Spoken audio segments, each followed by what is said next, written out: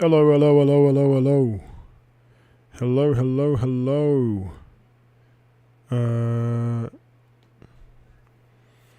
Hello, thank you all and welcome back to Breathing is Highly Dangerous. This is Emmanuel here again, and it has been quite the while since I've actually posted anything at all. So let me tell you a little bit what's going on. Today, the Queen died, right? Queen Elizabeth II, at 96 years old, she met her maker. She was struggling with she had been dealing with some health issues for the past couple years, and people have been approximating when she would finally kick the bucket, and today is that day. This this event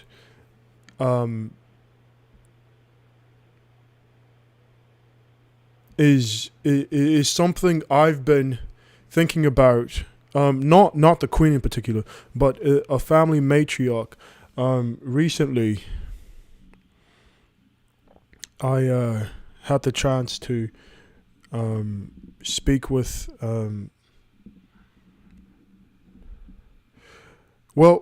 My family had a gathering. These headphones are not working too well. My family had a gathering recently, and I a lot of stuff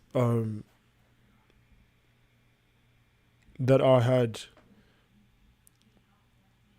like the year prior, I was able to gain some information and insight about things about the family and things in personal lives of the family, and I see my own grandmother's not necessarily like health or physical health, but she is getting older, and it's my recognition that there's a lot of things that have went unsolved with how my mother, her siblings were raised, and their individual relationships. As much as it was exciting and fun at various times throughout the occasion, there's still this tension and certain sly things, certain and there's a certain family dynamic that I don't think would exist had situations been different in their upbringing, and that's like an absolute. Like, everything that happens shapes you in one way or another, influences you in one way or another, and I don't know if they any longer have the opportunity to sort of like go through the qualms of their youth with their mother, my grandmother, because she's like there, and she's responsive, and well, I only saw her for days, but I don't know. I didn't try this time to have a conversation with her. About a year ago, I was able to talk in depth about specifically this, about because I was doing my Trust All Truth, and I was doing a lot of research, and I was going across the country gathering research and doing experiments and such, and I wanted to learn about my own family dynamic, so I looked to both sides of my family. Well, technically I have like three sides, but I looked to both sides of my family, well, three sides of my family, and just experience being in their presence as an adult now, right? Well, I've been an adult for a while, but I haven't seen them in my adulthood. I hadn't seen any of them being an adult until last year. And it was an experience. Nothing like it, everything that I had concluded, because I did like some self-assessment, and then I did I did recognition in my own mind of what could have contributed to certain behaviors of my parents and in their youth, and I'm glad I've also been able to speak sparsely with my father, that which I was estranged from for a long time, and has had especially an effect on the way I was in my youth. Well, younger. I'm still youthful, but I'm closer to 30 than. Well, no, I mean, I don't know. I'm closer. I'm pretty freaking young, but my reputation precedes me. My experience precedes my years, and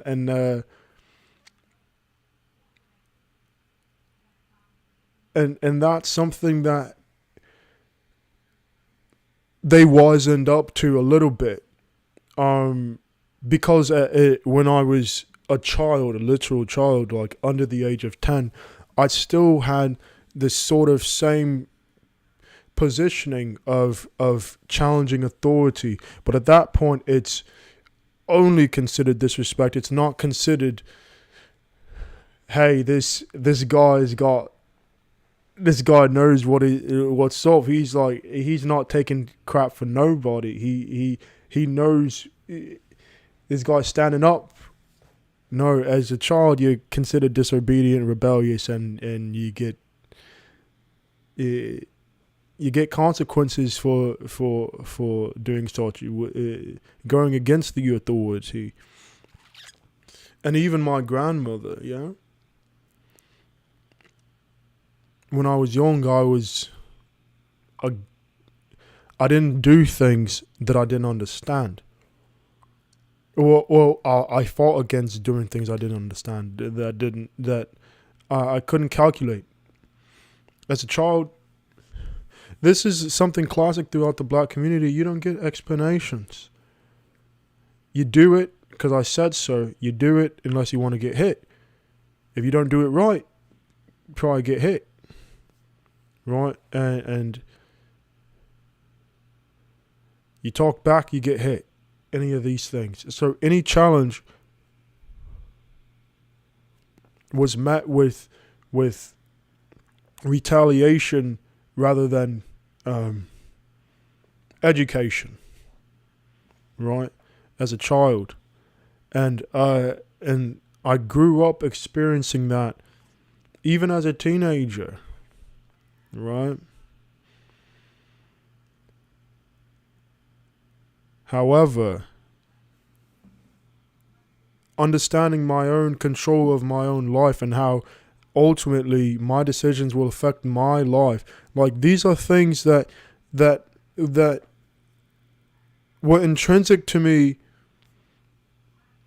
and were never removed from me. I don't know what the initial thing was, but I've always, even as a child, had this thing of, this life is mine. I'm not owned by anybody. Like, I understood. I've considered it, and I think I do understand. It's this guise of protection where someone is meant to be your protector, and if your life is absent of protection and you're violated in so many ways, in so many instances, you understand that the people, your authorities, and even if it's authorities that are violating you, are not who they want you to be. So when you're faced with these things that you're being told not to do, like in family, and this is being general of all these things, and not everything is explicitly applying to my family. There's just things I've been able to study and recognize as consistent and very. The word people use now is toxic, but I say detriment. It's toxic, right? It's not of help. It's only poison. And I consider it the alcohol of family dynamics. It's celebrated, and it does you no good. It may give someone joy for a day, but it like borrowing tomorrow's happiness today, and tomorrow is going to be worse off. And if you're a drunkard and you're doing all these things, yes, you have your life that you're affecting, but you're also the behaviors that change because, I mean, it breaks itself once you turn it into behavior, because I use the alcohol as an analogy to the behavior itself. So now you're having a behavior create a behavior, which is what behaviors do anyway. So the influence of one's own operation, conduct, upon subordinates or people that you're supposed to trust, those things are the only things, or are going to usually, if you're the head of a household, or you have your own family, or you're under a family, that environment is where you should feel most safe, right? That environment is where you should be learning your tools to operate properly in life. The moral tools, right? The things that you should want to do with your family. The things you're going to do, most likely. The operations, right? The choices. The environment and opportunity. All those things are more than likely going to be replicated in your adulthood, unless you understand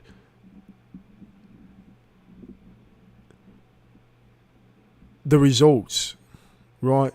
If you see the success and want to replicate it, or if you see the failure and want to and don't want to fall in that pattern. I've spoke about this many times, but now it's at a point where I referenced the royal family earlier, because publicly, after there's a lot of controversy that's been happening, right? The Queen is dead, and now everyone that was in controversy, except who died? Her husband died. Wait, was it her husband?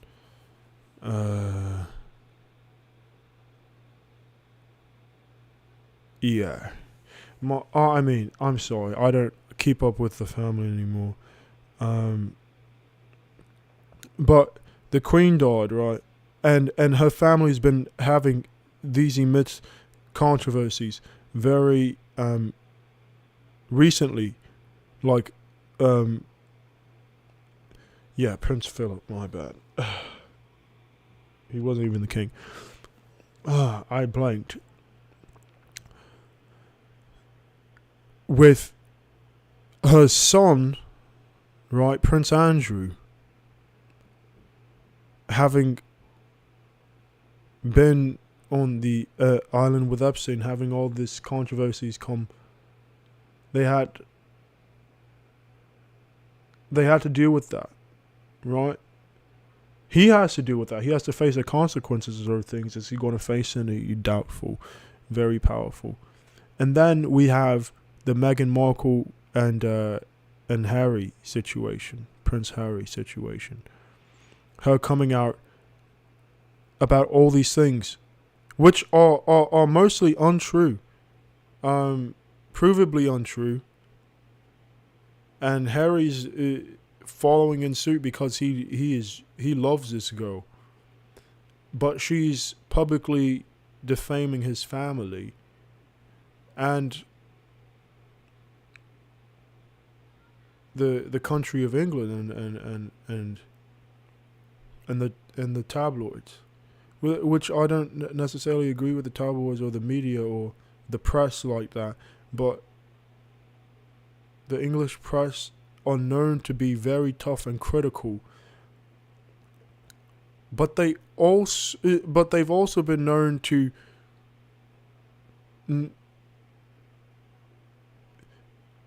they've been known to challenge, but also correct themselves, and obviously there is many instances where you can say that's not true.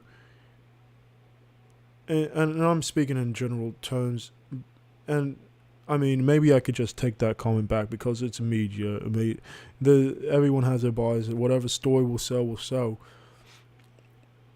But in terms of what she's claimed by the media, at least, have been disproven, right? So these controversies, while she was alive, and she's the monarch of this family, and what is the capacity in which, see, it's not a one-to-one, because the royal family, they got tutors. There's more influences, more opportunity around them, so that they are on a path to success, and the only way they will be gone from it is if they purposely take themselves off of it. See, Prince Andrew knew how to do it better and keep it under wraps for a very long time, right? For a very long time. But Prince Harry, once he started going out on his own, he was a party, and people knew that, and he was making bad face for the family. So, and those things are being brought up, which is also maybe why he was attracted to Meghan Markle, because she's more of a free spirit type, and he was that as well. So I don't know if he's embraced his manhood yet. I don't know if he's still trying to do this useful thing where he is trying to rebel against the family, because he does see issues with it, and Meghan Markle was his way to escape that, and he doesn't care about the harm that comes to the family necessarily, because of the other things that he understands that are actually wrong with it, and having these all these accusations is going to have people look into the things that are actually problematic. That's a method, right? But it still reeks of distrust, because if you're telling a lie if you're telling a lie, and a lot of lies, right? It's not like you're doing your own investigation and you're being deceptive in order to get actual information for yourself, right? Which is I appreciate that tactic, and I use it, and it's, people call it manipulative. It is, but because you would be dishonest anyway, and ultimately I can talk about that in a later video, because I don't do it often. I only do it when there's I've tried every other way, and that's the last option before quitting, right? And I like to quit, right? So this family, and we're talking about the controversies, and how in the public face, this family, they have to do whatever it takes to get these things under wraps. They have to come to some resolution. They have to compromise together, because the reputation of the monarchy is dependent on it. And if the public doesn't like what they see from the monarchy, the public's going to rise against the monarchy and stop paying them for them to live their life when they actually do nothing that actually influences any of the progress in the country, anything like that. Any associations except world relation in some instances. We've got the Prime Minister for military and taxing, but the taxes get paid to the monarchy, which is still senseless. It's a representation based off of a cultural tradition and these and ceremony which is not beneficial to to the people, and it's gross. I don't like it. Down with the monarchy. I don't wish death on anyone, but why are they paying for this show? It doesn't make any sense to me. People continue to pay into it, but that is what it is. But this controversy, I compare with my family about the controversies that I know, right? Because I've been able to individually have conversations with members of my family, and there's some stuff under doors, and I'm not at liberty to share any of that. But there's some stuff under doors. There's some things, the way people reacted, that people are still holding, right? And things that them as siblings, right? My mother's brothers and sisters. I'm talking about them specifically right now. Right, so many of those things. My mother's the youngest of 7 children. So I can't, and she doesn't understand that I can't, being the middle child myself, I can't trust the youngest sibling's version of everything, right? Because the youngest child is going to be, first of all, babied in a way that no other child was, is going to have this different type of connection with parents because it's their last, right? Even if they're not good parents, it's a psychological thing of when parents know you're the last, you're being treated differently. Whether it's better or worse, there's more attention on you, and everyone and all of your siblings are going to recognize that attention because they're all older than you. So there's always going to be a certain, there may be jealousy, but there's going to be a certain difference and obscurity from them, and things that they are on the receiving end of, and then like in terms of the way parenting happened, and things that happened for them that didn't happen for the youngest, because by the time you get to the end of the line, the youngest is should know what to do first to avoid certain things, and also parents are probably too tired, right? So then maybe even the youngest sibling gets put off on some of the siblings to be taken care of, the youngest siblings. Right, so any trouble a younger sibling gets into gets put off on the older sibling, right? Because they're supposed to be responsible. Whether or not that should be the case or not, when you have a larger family like that, there's a lot of things. If the parents aren't perfectly in tune with one another, if it's not a healthy relationship, if they're not perfectly on the same page, and if they're not if they're not good for each other, they're not going to be good parents, right, together, because there's going to be things missing. Your children are going to suffer suffer for the world. And now I'm on the receiving end of the effects. And then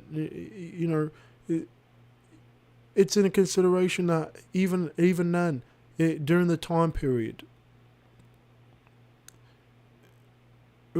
growing up in the 60s, early 70s, my parents and late 50s, early 60s to late 70s. Late 50s to early 70s, where my uncles and aunt on that side, aunts and uncle on that side were being raised. It was a different time where marriage was convenient. And I talked to my grandmother about her marriage, and we were able to discuss like how all that happened. While I was there, I was looking through the photo collage, and we were able to some memories were coming back to her about particular things, and it's a beautiful it's a nice story in some instances, but then I went and asked deeper, like, how did all this happen? And just like it's some interesting stories which I will tell, because I'm making a family sort of memory log, video with all the pictures that I have digitally, because they are in person and they're not. I'm not in the state where they are. I'm not in possession of the physical images, Polaroids. That they were mostly. Yeah, and there's hundreds of them. I reorganized them and tried to put them in chronological order. So I literally had to. Some of them are pretty dark, but they're in really good condition too. But some of I had to look at the faces and see like certain outfits, hairstyle, and heights of children, looking to make sure that I put them. Because most of them weren't dated. Some of them were helpful that were dated. Most of the hundreds of them weren't. Only the more modern ones had a date on it. And so I looked at the pictures and I was looking at growth of the children. And then certain events and my aunts were there, and they were able to help me and like tell me what events were happening, so I could sort of base it off of their memory of when they understood certain events that happened in the year and how old they were, and stories around those events and things that I was just absorbing. And then I was able to talk to my grandmother about the history of how she started the relationship with my grandfather. I never met. He died in I don't know what year he died specifically, but we talked about that. Then I talked to her about how she was raising the kids, and I talked to my aunt, my oldest aunt, and how she was a second mother to her siblings, right? I wasn't able to talk to my uncle. We've had our own. We never discussed family, but there's nothing bad I can say about him. He likes Elvis. I think that's pretty rad. He really does him and his wife like Elvis. I think his that sort of allowed me to even contemplate listening to Elvis on my own. Do I listen to Elvis on my own? Seldom. But that is in some way was impressionable. And then I have another aunt. I have two other aunts that I don't really talk to, but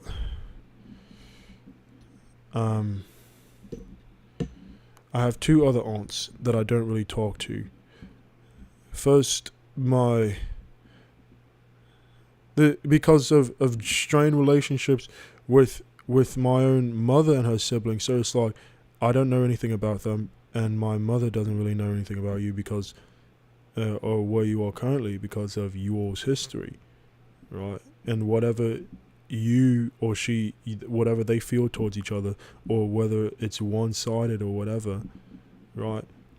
My mother just said she had the longest conversation she's had with her sister in like, I don't know, like 8 years or something, over the phone, and talked about stuff in their youth that they both didn't know, and it was freaking. And I'm like, I introduced this idea of reprising your life, reconciliation. I've done nothing but be encouraging of her taking away her trauma, right, wherever it came from. This thing with family, like her and I can't even say a lot because I don't want to be disparaging about things that I empathize with. However, I do want to hold people accountable. But I'm going to take it away from my own family and put it into this perspective of what families do and what often is frequent happenings in certain communities, in certain cultures, specifically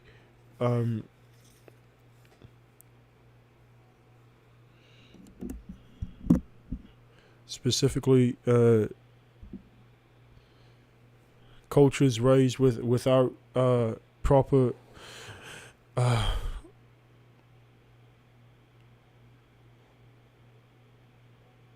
parenting and black community, right? That's my experience.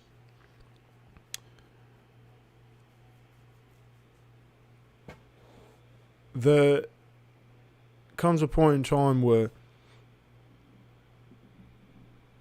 you as an individual understand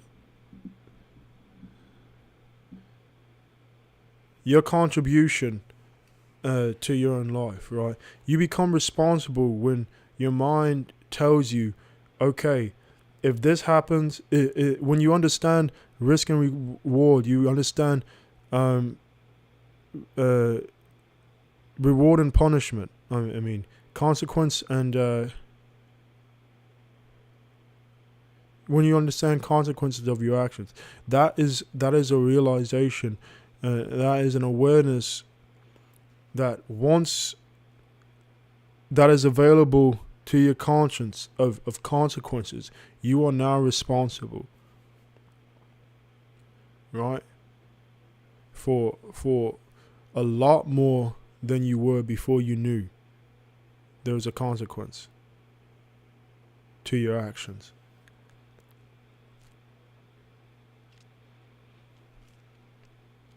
So then when you transfer that same thing into being affected by the choices of others,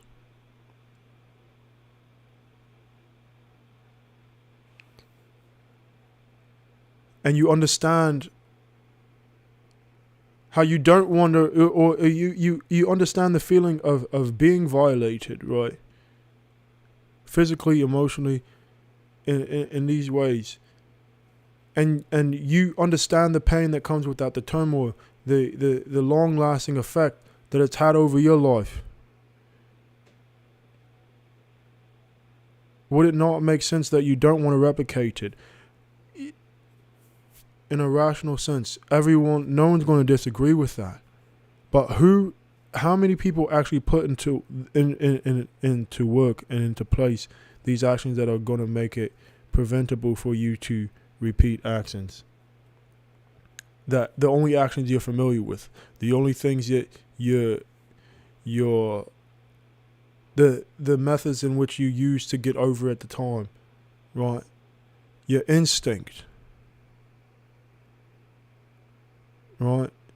Unhealthy coping mechanisms of these things.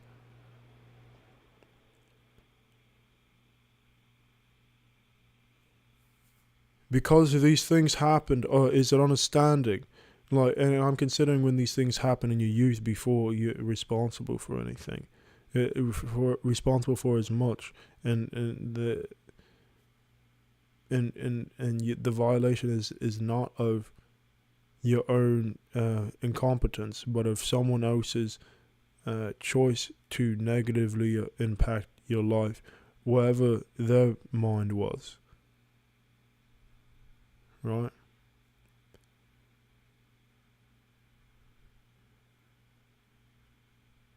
So when you go to those,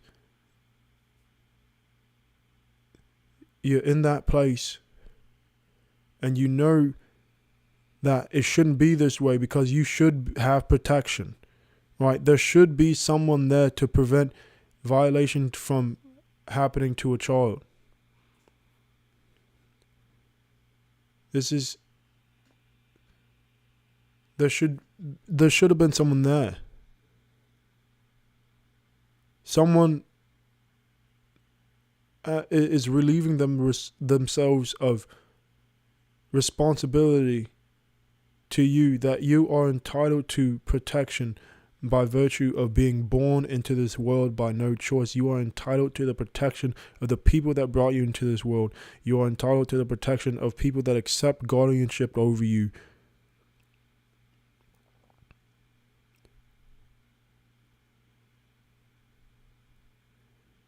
And when they fail,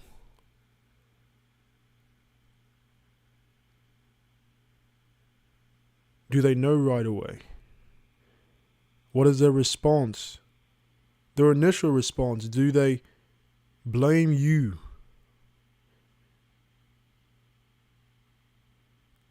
Do they believe you?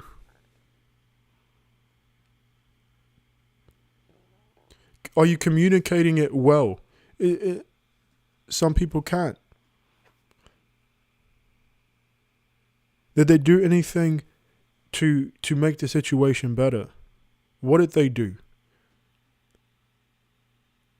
After their failure, how did they atone for their absence? Did they try to? Did they want to?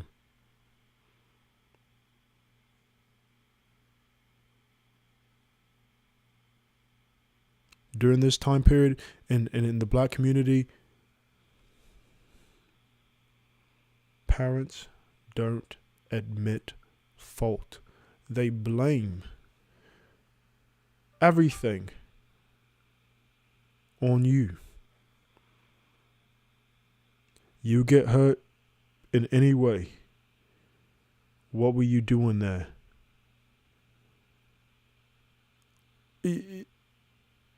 You get punished for getting hurt.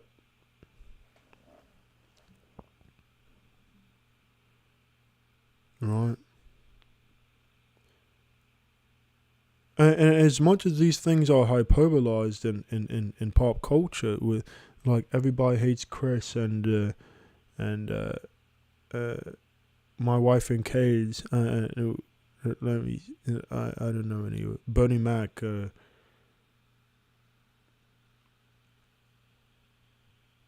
like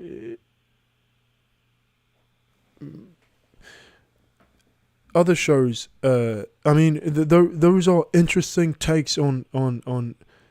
I think Everybody Hates Chris is the best example, because it was showing him being raised up in the 70s, which this is the era I'm speaking of. And good times during that era was too nice of a family. Even though they were living in poverty, it was a good family, and there was a good mother and a good father in the house. And when those things are present, when the mother and father love each other, and they love their children, and they're there for their children, and these things are there, and the dynamic and the function first starts with the partnership of the parents. If that is absent, then your children are suffering. Children will suffer for the ignorance of their parents. Children will be raised to be ignorant. They will be raised absent of knowing how a healthy relationship works, how a healthy partnership in a marriage works. These things are going to be absent to your children. They will not know unless they realize that these things are wrong and not normal, and they shouldn't continue the line, and they do the personal work and to progress themselves to be in healthy relationships despite these failings in their youth. That's not common. It's not common. In these black churches, there's this saying of break generational curses.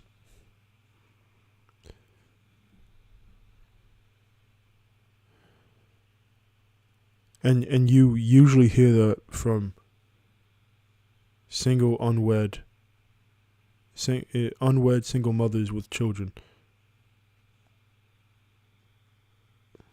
Whoa. Because that's the primary current, or it was for a long time. There's a new revival of Jesus Christ going around, and it is what it is. In the black church, the primary congregation was female, right? Essentially being taught usually by a male, right, that was married usually, and he was talking to single females, and a majority of them were unwed single mothers, and that's just statistics. And this was a certain period of time. Maybe the statistics have changed. These are things I've witnessed. These are things that are that were my reality, and I confirm that they were reality in other places. So even if it's not, even if what my statement is inaccurate, in terms of national statistics, for a familiar, at least in specific parts where these problems are prominent and propagated, and are continuing in the lineage of failure of knowledge and education and direction to be imparted into children, and in the view of healthy relationships. And this is so, and it's not just a black community. Let me tell you all something. This is the reason I do anything. Recently, I fell in love, right, with a human female.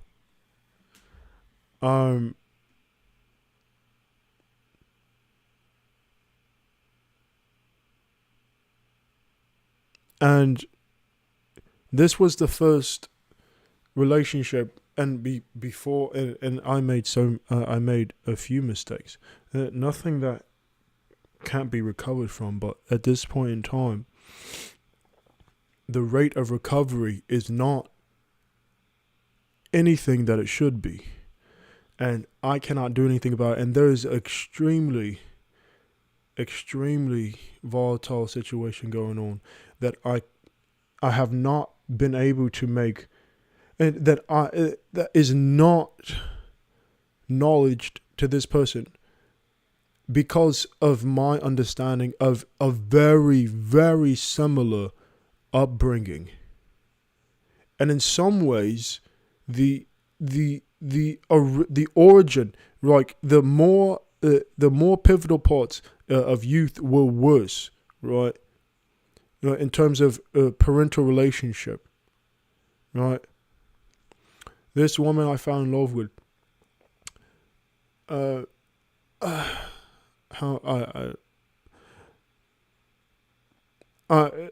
want to have her on here, so I'm not going to put her details out there.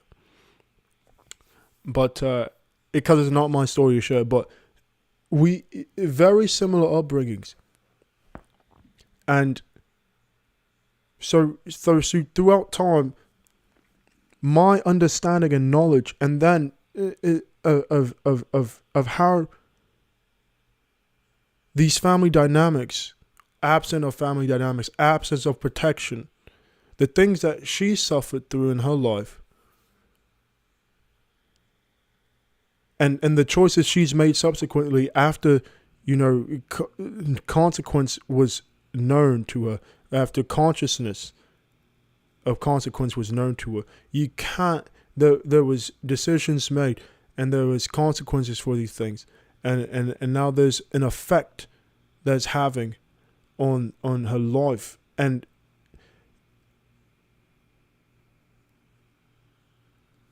I see this thing being replicated, right? This cycle, and I can't get through to it. Of hey, look, and I tried, listen, and I tried the wrong way. I haven't been given a chance to try in a better way yet. I don't know if I'll get that chance, and that is the unfortunate thing, because I can't. Here's another thing.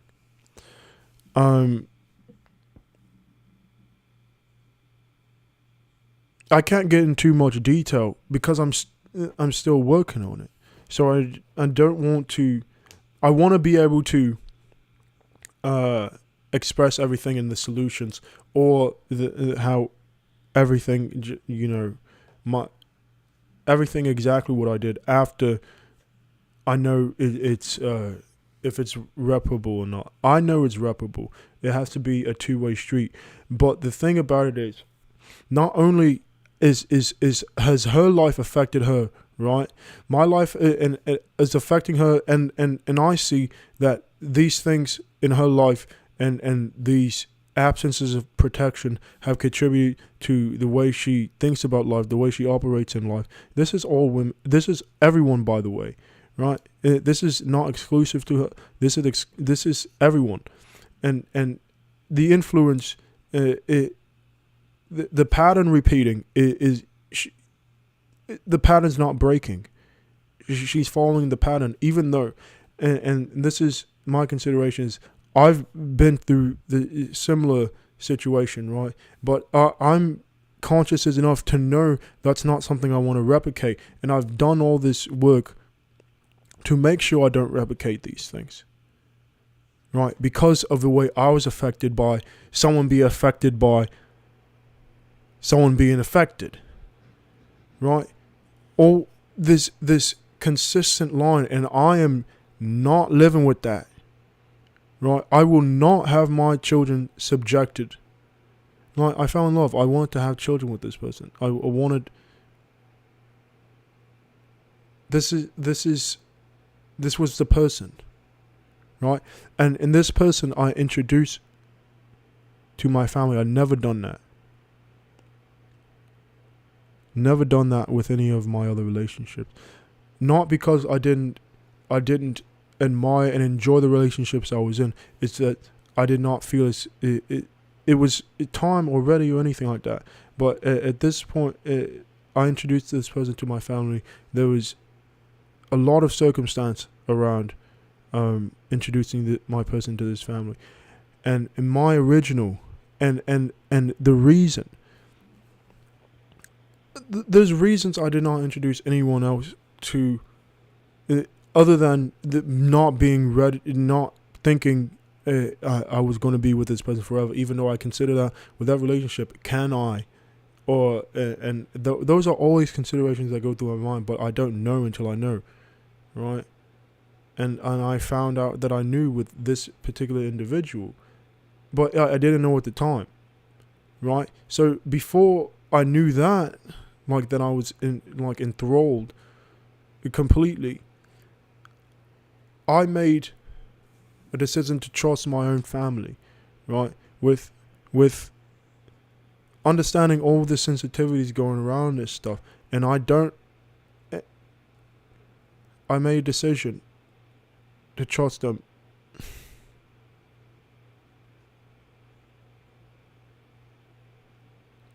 Knowing already how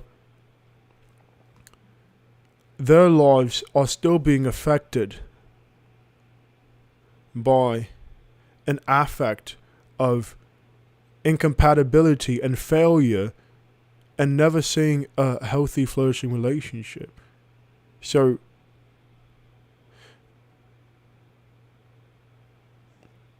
let me get back into general so I don't get too private. Sometimes when things happen, sometimes when children are raised by their single mothers, right? By single mothers, there's going to be this attachment.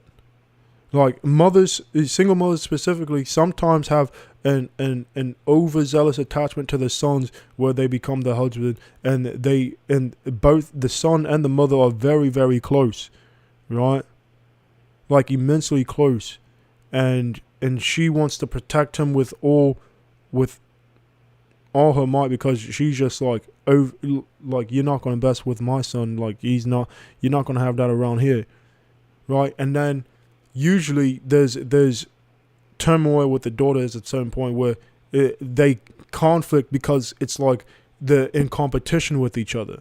Like this is consistent throughout single mothers raising children, and the dynamics, if there are sons and daughters involved.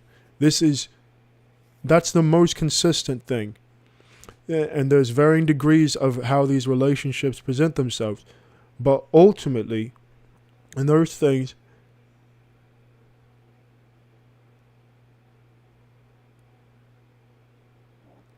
it's still coming from like,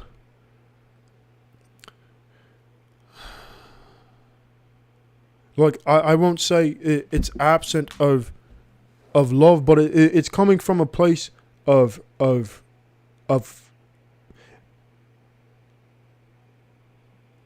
skewed relational dynamic, right? That's not my case. Unfortunately, I have not had that. Like, and I'm not. I don't want that type of relationship with my mother, where she would be. I would be in some manners that it is true. The dynamic of the relationship I have with my own mother, right? The relationship she has with my sister, the relationship she has with my brother. These are three separate existences. Me and my brother used to have a similar existence, in the way we were treated, by her. But now they're completely separate, right? And we are completely separate. The closest relationship is my mother and my sister, right? There's a guise of us being close, right? Because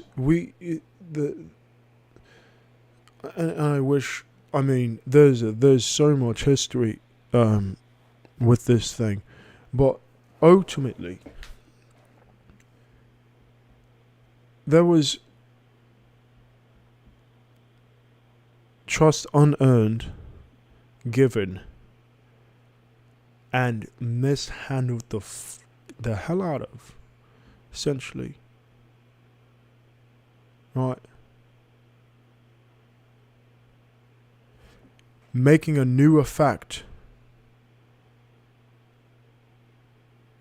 on my life. I'm dealing with the consequence of someone else's life being bad. So, the knowledge of their life being bad, they made the presentation that this life is bad because it's this is a similar situation that I had in my bad life. So this is definitely a bad life, right? Rather than the knowledge of me completely separating from that bad life. There was that those things were unknown, because there's things that There's there's things that people deal with. There's people right now, 50 and plus, 40 plus, 30 plus. I'm not going to give leeway with these numbers. This is what it happens. There's people dealing with traumas for decades. Things that that no longer pose a danger to them. They deal with, and they let that trauma affect the way they live their life and influence the way that they interact with other people and present things as danger to other people.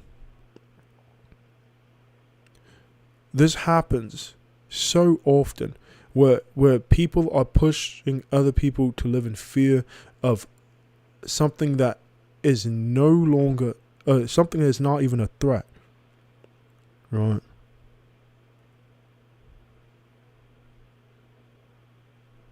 This is part 1.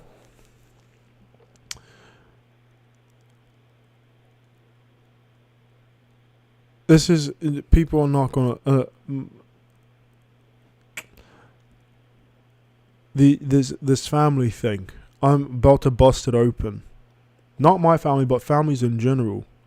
Because right now, the along with this revival of Jesus Christ and the church and Christianity, I have so many gripes with that itself.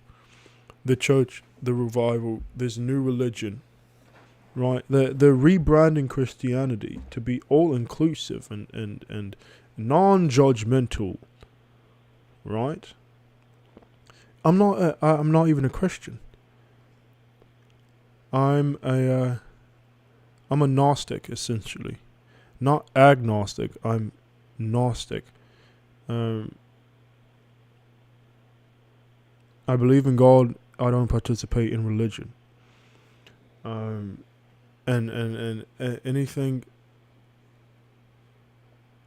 that is what it is at this point. Will it develop itself in the future? Maybe. As evidence presents itself, but we're moving further and further away from any reliable sources. So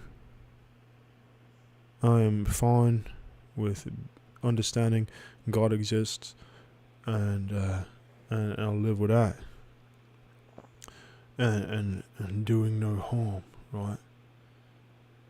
And taking accountability for everything that I'm in control of, and doing good for and being the best influence I can for this life that we know that we're living on earth right now, and not considering an afterlife if my current life on earth is not good. What is the purpose of considering afterlife? If you live a good life on earth and there is a heaven, then don't you make it in anyway?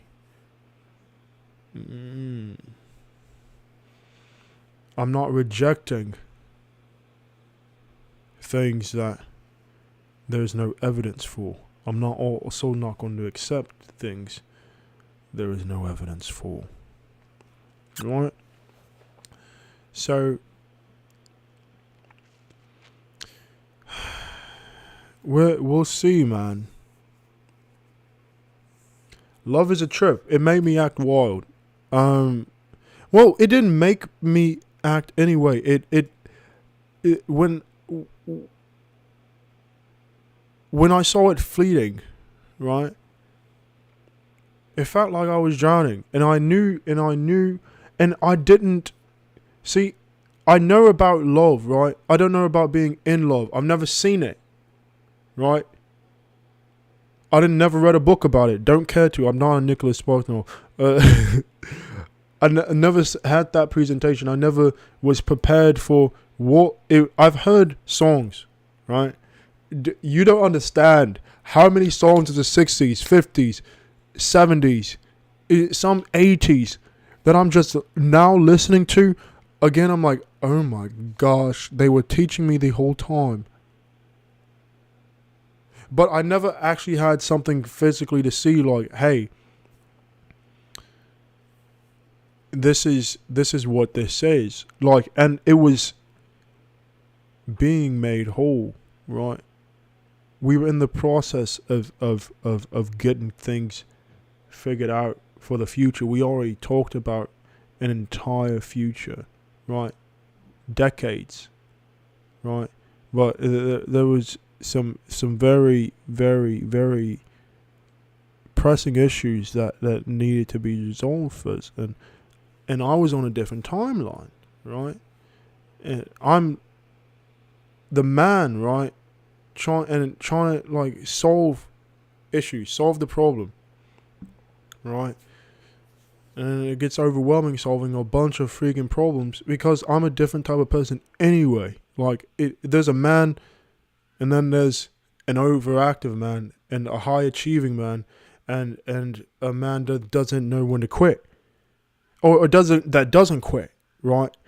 I do it till the job's done, right? I don't quit, right? Like that's why I've been so successful alone, because this partnership thing is something I know I need, and I know it's so beneficial to my life, and I haven't allowed other people to get as close to me anyway, right? Because there's this level of productivity, there's this level of just complete compounding and conviction to very specific things, and that I don't separate myself from. I learned from this woman I love that some of the things I was hard pressed on and keeping convicted to were, and she didn't use these words, but I had to realize these things as I was losing it. Like as I felt the love fleeting, I realized that, like in some ways, right? There's some things that I express very passionately, that are just passions and that are just passions and opinions for me, that feel like I'm saying these are must things, rather than me being rather than and I am so passionate and descriptive of the things that of my preferences, that they are confused as, hey, if this is absent, I can't deal with it, right? Just because I'm very preferential, because I can this my life, my space, and these are the things. This is how I have it set up, right? And you can do whatever you want in this realm, as long as it does not invade on. And I set my preferences, but as long it does not invade and deconstruct and corrupt my core, right? My core does not change. These morality, right? Child rearing, protections, these things, commitment, communication. As long as nothing of your preference corrupts these things that are needed for life and for a healthy relationship. Anything else, I'm as passionate about my preferences as I am about those core beliefs sometimes, and it feels like she thought I was changing her. That's what she said. This is what other people presented her with, that I was trying to change her. I laid down these terms very, very specifically. This is going to be the end of this video. I mean, it being vulnerable like this is not something I ever thought I would do.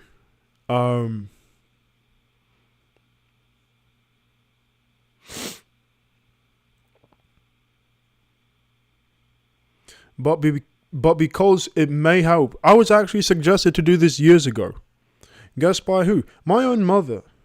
She actually suggested I do this years ago. But the problem with that is I hold everyone accountable. So it's like, okay, so you want me to talk about living with a single mother and being absent of a father and what a mistake that was made from his absence. You do understand the mistake he's making is being absent. Any other mistakes made in his absence are happening. He's not contributing to anything that I'm dealing with right now. Right? So we'll get into that. And these are things that are ever so relatable, and it's unfortunate, and I hate that so many people suffer these same things. But maybe, just maybe, someone out there hears this that's going through similar or has gone through similar situations, or and will now have the tools to understand that there's a way out of walking in this same pattern of affecting other people negatively just because you don't know there's something better to do, just because you haven't been shown. You need to look for it. And I'm here for you. All right. You all be blessed. Stay blessed. I will see you all in the next one.